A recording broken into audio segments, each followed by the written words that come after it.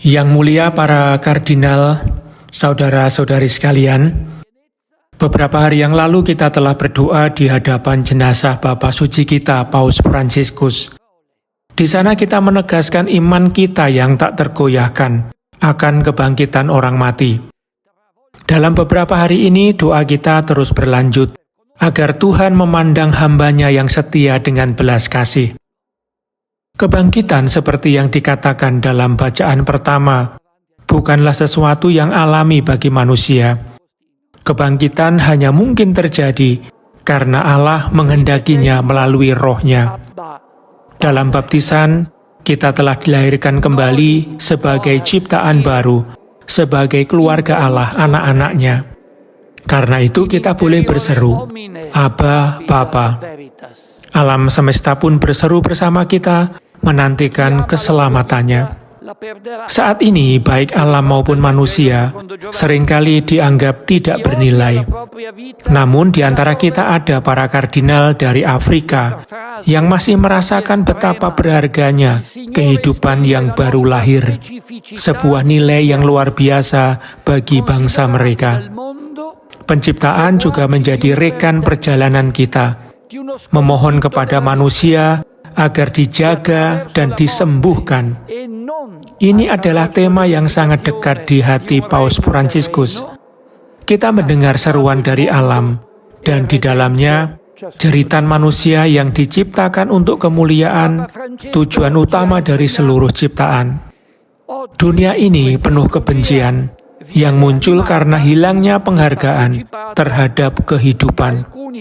Padahal bagi kita orang Kristen, hidup adalah bagian dari keluarga Allah, bahkan sampai menjadi satu tubuh dan darah dengan Kristus yang kita rayakan dalam Ekaristi. Manusia yang menderita seringkali tak mampu berdoa atau berseru kepada Allah. Tetapi seperti kata Santo Paulus, Roh Kudus berdoa di dalam diri kita dengan keluhan yang tak terucapkan. Inilah pemahaman yang sangat berharga dalam tradisi Kristen Timur, yang melihat ketidakmampuan untuk menyatakan Allah sebagai bentuk tertinggi dari penghayatan iman. Allah tidak bisa dipahami, hanya bisa disembah. Kita sering merasa seolah-olah sudah memahami Tuhan sepenuhnya, padahal kita hanyalah peziarah yang diberi sabda Yesus Kristus dan disucikan oleh Roh Kudus agar menjadi manusia rohani. Di Timur, pembimbing rohani disebut sebagai Bapa atau Ibu rohani, bukan sekedar pembimbing. Kita di Barat juga pernah memakai istilah ini, dan itu sangat berarti. Dalam Ekaristi ini, kita ingin bersatu, meski dengan segala kelemahan kita, dalam keluhan Roh Kudus yang memohon kepada Tuhan atas nama kita, keluhan yang tak mampu kita ucapkan karena terlalu sibuk dan tak sempat merenung. Santo Agustinus mengajak kita untuk masuk ke dalam diri kita sendiri, sebab di sanalah kebenaran sejati berdiam. Jangan keluar, masuklah ke dalam dirimu sendiri. Dalam batin manusia, kebenaran tinggal. Yesus bersabda, siapa mencintai hidupnya akan kehilangannya, dan siapa membenci hidupnya akan menemukannya. Ini adalah ciri khas orang Kristen, mengikuti Kristus yang disalibkan, yang menyelamatkan dunia bukan lewat kekuasaan, tetapi lewat penderitaan.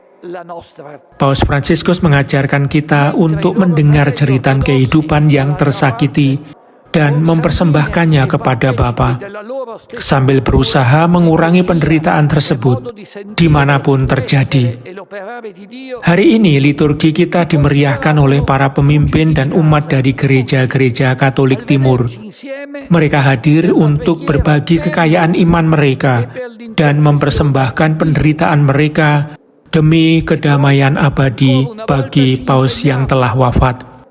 Kita ucapkan terima kasih kepada mereka karena telah memperkaya gereja Katolik dengan budaya, pengalaman, dan spiritualitas mereka.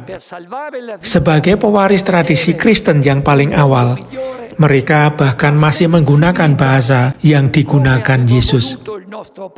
Meski sejarah mereka penuh suka dan duka, mereka telah memperkaya teologi Kristen dengan pemahaman yang orisinal dan seringkali belum sepenuhnya dipahami di Barat. Dulu, gereja-gereja Katolik Timur menyatakan kesatuan dengan tahta suci dan sering membayar mahal untuk iman mereka, bahkan dengan darah. Meski kini jumlah mereka menyusut karena perang dan penganiayaan, iman mereka tetap teguh. Mereka menunjukkan bahwa menjadi Katolik bukan berarti seragam, tetapi menghargai keunikan setiap tradisi. Kadangkala kita di Barat salah memahami mereka, bahkan sempat menganggap iman mereka tidak murni. Sementara saudara-saudari Ortodoks, mereka merasa kehilangan karena mereka dianggap telah meninggalkan akar budaya dan liturgi yang sama. Paus Fransiskus yang sangat mencintai keberagaman, pasti bergembira melihat kita bersatu hari ini dalam doa untuk dirinya. Mari kita terus membantu saudara-saudari kita yang harus meninggalkan tanah asal demi keselamatan, agar mereka tetap dapat mempertahankan kekayaan iman mereka di negeri-negeri baru. Bagi umat Kristen Timur, misteri iman selalu dipahami sebagai paradoks.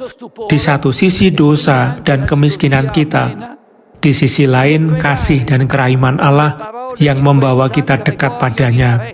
Proses yang disebut pengilahian, seperti yang diajarkan oleh Santo Athanasius.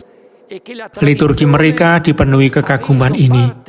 Dalam masa Paskah ini, umat Bizantin terus-menerus mengulangi, Kristus telah bangkit dari antara orang mati, mengalahkan maut dengan kematiannya, dan memberi kehidupan kepada mereka yang dikubur. Kalimat ini mereka nyanyikan berulang-ulang agar masuk ke dalam hati.